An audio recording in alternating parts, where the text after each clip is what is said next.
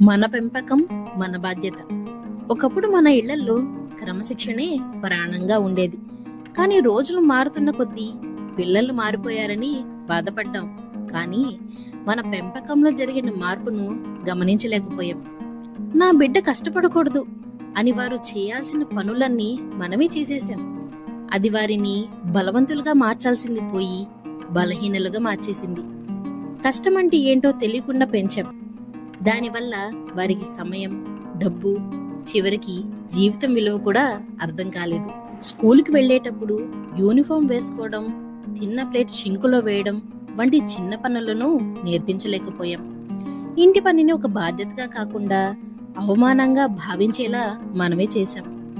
పూజలు పండుగలే సంప్రదాయం అనుకున్నాం, కానీ మర్యాద, బాధ్యత, ఓర్పు నేర్పించడమే అసలైన సంస్కృతిని మర్చిపోయాం.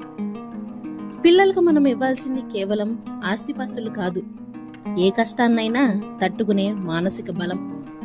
వంట చేయడం, శుభ్రంగా ఉండడం వంటివి కేవలం ఆడపిల్లల పనులు కావు, అవి బతకడానికి కావాల్సిన కనీస నైపుణ్యాలు అని చెప్పడం మనమే మర్చిపోయాం. పిల్లల్ని కష్టపెట్టడం కాదు, కష్టం అంటే ఏంటో తెలియజేస్తూ పెంచడమే సరైన పద్ధతి.